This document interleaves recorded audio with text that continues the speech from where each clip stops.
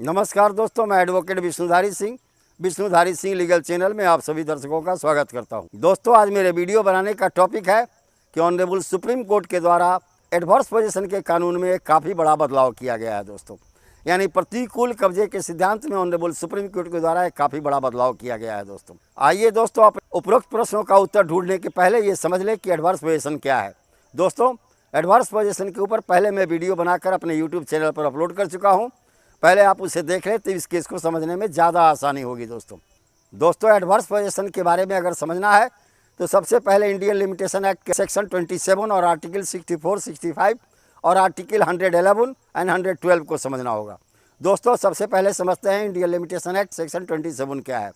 दोस्तों, Indian limitation act का section 27 कहता है कि कोई भी व्यक्ति जो ज़मीन का मालिक है, अगर जब अपने ज़मीन पर से बलपूर्वक किसी बाहरी व्यक्ति द्वारा बेकब्जा कर दिया जाए और उस ज़मीन के ऊपर में एक निश्चित समय सीमा तक वह व्यक्ति कोई केस न करता हो जो ज़मीन का मूल मालिक था, तो कब्जाधारी ज़मीन का मालिक बन जाएगा। यह है सेक्शन 27 इंडियन लिमिटेशन एक्ट दोस्तों। अब वह निश्चित समय सीमा क्या होगी दोस्तों? इंडियन लिमिटेशन एक्ट के अंदर में निश्चित समय सीमा के बारे में भी दी गई है। अगर ज़मीन प्राइवेट है तो इंडियन लिमिटेशन एक्ट का आर्टिकल 64 एंड आर्टिकल 65 यानी अनुच्छेद 64 और 65 लागू होगा। अनुच्छेद 64 और 65 कहता है दोस्तों, एडवर्स पोजीशन के लिमिटेशन के लिए समय सीमा 12 साल होगी। यानी 12 साल तक कोई व्यक्ति अपने ज़मीन पर बेकब्जा रहता है बलपूर्वक किसी अन्य व्यक्ति के द्वारा, तो उसे उस ज़मीन पर से मालिकाना हक खो देना होगा। और दोस्तों, सरकारी ज़मीन पर यह कब्जा, यह लिमिटेशन जो एडवर्स पोजीशन के लिए लिमिटेशन है वो 30 साल है दोस्तों। इसके बारे में अनुच्छेद 111 और 112 इंडियन लिमिटेशन एक्ट के अनुच्छेद में व्याख्या की गई है दोस्तों। 111, 112 अनुच्छेद इंडियन लिमिटेशन एक्ट कहता है दोस्तों कि अगर सरकार अपने ज़मीन पर से 30 साल तक लगातार बेकब्जा हो जाए और किसी भी नाले में कब्जा वापस पाने के लिए कोई सूट फाइल न करे, ऐसी परिस्थिति में एडवर्स पोजीशन के आधार पर वह कब्जाधारी ज़मीन का मालिक बन जाता है। तो दोस्तों, इस तरह से आप समझ गए होंगे, एक ब्रीफ था ये एडवर्स पोजीशन का। अब आइए समझते हैं कि एडवर्स पोजीशन में ऑनरेबल कोर्ट ने क्या क्या बदलाव किए। सबसे पहले दोस्तों समझे, ऑनरेबल सुप्रीम कोर्ट ने एक मुकदमे में कहा कि ये समय सीमा बढ़ाने की ज़रूरत है, यानी एडवर्स पोजीशन का जो समय सीमा है उसे बढ़ाया जाए। एक केस है दोस्तों, state of Haryana versus Mukesh Kumar. अपने उपरोक्त इस केस में ऑनरेबल सुप्रीम कोर्ट ने अपना निर्णय दिया कि जो समय सीमा 30 साल और 12 साल की दी गई है सरकारी और प्राइवेट ज़मीन के लिए, एडवर्स पोजीशन के सिद्धांत को लागू करने के लिए उस समय सीमा को बढ़ाई जाए। इस सुप्रीम कोर्ट के आदेश को सेंट्रल गवर्नमेंट ने लॉ कमीशन को भेज दिया। लॉ कमीशन सभी बिंदुओं पर जाँच पड़ताल करने के बाद अपना 22वां प्रतिवेदन जो है सेंट्रल गवर्नमेंट को समर्पित किया। उसके अंदर में लॉ कमीशन ने कहा कि किसी भी कीमत पर प्रतिकूल कब्जा का जो निश्चित समय सीमा है उसकी अवधि को बढ़ाने की कोई आवश्यकता नहीं है। अब आइए दोस्तों, अपने मूल केस पर हम लोग चलते हैं कि एडवर्स पोजीशन के सिद्धांत में ऑनरेबल सुप्रीम कोर्ट के द्वारा क्या बेसिक बदलाव किया गया। केस का टाइटल है दोस्तों, प्रसन्ना और अन्य वर्सेस मुडीगौड़ा, उसके लीगल प्रतिनिधि के द्वारा। सिविल अपील नंबर है दोस्तों 5217 ऑफ 2011, 5217 ऑफ 2011। इसका जजमेंट का डेट है दोस्तों 27 अप्रैल 2023। सबसे पहले समझते हैं कि कानून का प्रावधान क्या है। 101 सेक्शन एविडेंस एक्ट का कहता है, यानी साक्ष्य अधिनियम का 101 सेक्शन कहता है, धारा कहता है कि जब कोई व्यक्ति न्यायालय में अपने सूट को फाइल करता है अपने अधिकार की घोषणा करवाने के लिए, तो उस व्यक्ति को जिसने सूट फाइल किया, जिसने केस फाइल किया, उसी व्यक्ति को अपने तथ्य को न्यायालय में साबित करने का भार उसी व्यक्ति पर होगा।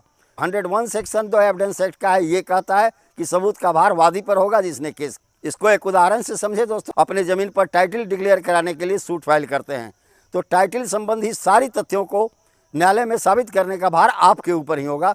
अब आते हैं मूल केस क्या है। जब कोई वादी न्यायालय के अंदर में अब केस करता है एडवर्स पोजीशन का, तो एडवर्स पोजीशन साबित करने का मूल भार जो है प्रतिवादी पर होगा। अब पहले हम केस के फैक्ट को समझते हैं दोस्तों। प्रसन्ना वर्सेज मुडीगौड़ा वाले केस में यह 1986 का समय है दोस्तों। प्रसन्ना के पिता श्रीनिवास रेड्डी थे, उन्होंने अपने ज़मीन को मुडीगौड़ा के हाथ से बेच दिया दोस्तों। दुर्भाग्य से या सौभाग्य से मुडीगौड़ा ने दाखिल खारिज नहीं करवाया। तब श्रीनिवास सेठी के बेटे प्रसन्ना ने, जो उसके शादी होने के बाद जन्म लिए थे, प्रसन्ना जन्म लेने के बाद जब वो बालिग हुआ तो उन्होंने suit for partition and recovery of position suit Mudigowda के अगेंस्ट में फाइल किया दोस्तों कि यह ज़मीन मेरे पिता की है, मेरे पिताजी को कोई अधिकार नहीं था इस ज़मीन को बेच देने का बिना मुझे बांटे हुए। तो दोस्तों, ट्रायल कोर्ट में ये बात आया तो ट्रायल कोर्ट ने ऑब्जर्वेशन दिया। बिक्री के समय श्रीनिवास रेड्डी अविवाहित थे, उनके बच्चे इस प्रसन्ना का जन्म ही नहीं हुआ था, अतः उस ज़मीन पर suit for partition and recovery of position का सूट फाइल करने का अधिकार श्रीनिवास सेठी के बेटे प्रसन्ना को नहीं। और दूसरा ऑब्जर्वेशन ट्रायल कोर्ट ने दिया दोस्तों कि चूंकि मूडी गौड़ा का कब्जा उस जमीन पर नहीं, कब्जा माना गया क्यों दोस्तों, म्यूटेशन से। भौतिक कब्जा तो मूडी गौड़ा का था ही, रजिस्ट्री कराने के बाद वो जमीन पर कब्जे में चला गया था, लेकिन उसका दाखिल खारिज सरकार के सिरिश्ता में नहीं करा पाया। तो लर्नेड ट्रायल कोर्ट ने कहा कि चूंकि प्रसन्ना के पास इस जमीन का पोजीशन नहीं है, अतः उसे सूट फॉर पोजीशन फाइल करना होगा। चूंकि श्रीनिवास रेड्डी सेल डीड से इस जमीन को बेचा था, इसलिए इस ट्रायल कोर्ट ने यह माना कि श्रीनिवास रेड्डी के द्वारा बेचा गया वो सेल डीड जो है वो वैलिड है, यानी मूडी गौड़ा जो है वैलिड टाइटल होल्डर है दोस्तों। तब दोस्तों श्रीनिवास रेड्डी के बेटे प्रसन्ना ने उसी ट्रायल कोर्ट में एक सूट फाइल किया परपेचुअल इंजेक्शन का मूडी गौड़ा के विरुद्ध में, कि मूडी गौड़ा के विरुद्ध में अस्थायी निषेधाज्ञा लागू कर दिया जाए, चूंकि जमीन पर उसका कब्जा नहीं है। लर्नेड कोर्ट इस पिटीशन को भी डिसमिस कर दिया दोस्तों। क्यों? कि चूंकि जिसके पक्ष में टाइटल है उसके विरुद्ध में परपेचुअल इंजेक्शन का ऑर्डर नहीं जारी किया जा सकता, यानी अस्थायी निषेधाज्ञा का ऑर्डर उस व्यक्ति के विरुद्ध में जारी नहीं किया जा सकता जो व्यक्ति जमीन का मूल मालिक है, मूल टाइटल होल्डर है। हाँ दोस्तों, पहले ही अपने ट्रायल को अपने जजमेंट में कह चुका था, अगर मूडी गौड़ा को पोजीशन चाहिए तो सूट फॉर पोजीशन फाइल करे।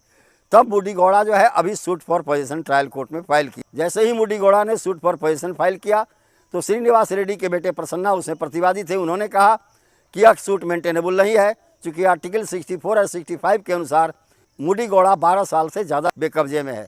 ऐसी परिस्थिति में एडवर्स पोजीशन के आधार पर यह जमीन हमारा हुआ, यह मूडी गौड़ा का नहीं है। दोस्तों, ट्रायल कोर्ट ने इस सिद्धांत को मानते हुए कि वास्तव में पोजीशन जो कि सरकार के द्वारा कन्फर्म होता है म्यूटेशन के द्वारा, वो मूडी गौड़ा के पास नहीं था। ऐसी परिस्थिति में इस सूट फॉर पोजीशन जो मूडी गौड़ा के द्वारा फाइल किया गया था दोस्तों, उसे ट्रायल कोर्ट ने डिसमिस कर दिया। तब मूडी गौड़ा ने हाई कोर्ट में अपील किया कि हमारा पोजीशन इस जमीन पर दिलाया जाए। तो ऑनरेबल हाई कोर्ट ने इस मुद्दे पर अपना निर्णय सुनाते हुए कहा कि मूल सूट के खारिज होने के या मूल सूट के समाप्ति के 6 माह के अंदर अगर कोई प्रतिवादी पोजीशन रिकवरी सूट फाइल करता है या recovery for position suit file करता है तो वह बार्ड नहीं कहा जाएगा, टाइम लिमिटेशन के अनुसार बार्ड नहीं कहा जाएगा। क्योंकि श्रीनिवास रेड्डी के बेटे प्रसन्ना ने कहा था कि आर्टिकल 64 और 65 इंडियन लिमिटेशन के अनुसार 12 साल बीतने के बाद यह सूट बार्ड हो गया, जिसके आधार पर ट्रायल कोर्ट ने सूट को खारिज कर दिया था। ऑनरेबल हाई कोर्ट ने कहा कि नहीं, चूँकि 6 माह पहले ही सूट का फैसला हो चुका है और 6 माह के अंदर ही मूडी गौड़ा ने सूट फॉर पोजीशन का सूट फाइल किया है।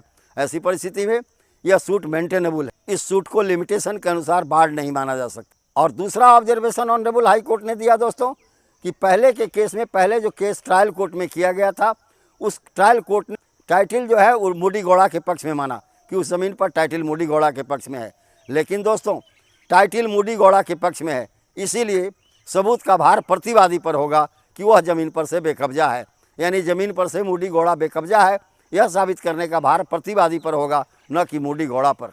अतः ऑनरेबल हाई कोर्ट ने मूडी गौड़ा के पक्ष में उस ज़मीन का कब्जा घोषित कर दिया, यानी उस ज़मीन पर कब्जा मूडी गौड़ा को दे दिया। दोस्त, पुनः श्रीनिवास रेड्डी के बेटे प्रसन्ना ने ऑनरेबल सुप्रीम कोर्ट का दरवाजा खटखटाया। उस सुप्रीम कोर्ट में उन्होंने एक अपील फाइल किया।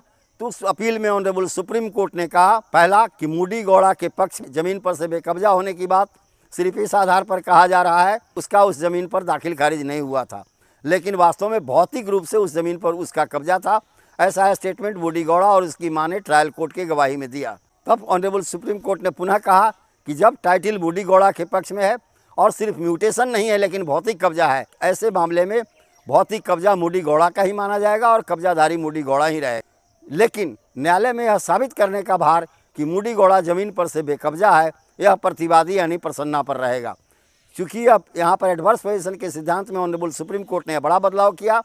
हर केस में होता है दोस्तों कि केस करने का भार उस व्यक्ति पर होता है जो केस किया, लेकिन एडवर्स पोजीशन के केस में सबूत का भार जो है वो प्रतिवादी पर है, यानी प्रतिवादी को साबित करना होगा कि वादी जमीन पर से कब्जा नहीं रखता है। तो दोस्तों, इस प्रकार आप समझ गए होंगे कि किसी भी एडवर्स पोजीशन के केस में ऑनरेबल सुप्रीम कोर्ट के द्वारा यह एक बहुत बड़ा बदलाव 27 अप्रैल 2023 को किया गया। एडवर्स पोजीशन के केस में सबूत का भार यानी साबित करने का भार प्रतिवादी पर होगा, यानी विरोधी पर होगा, न कि सूट फाइल करने वालों पर होगा। दोस्तों।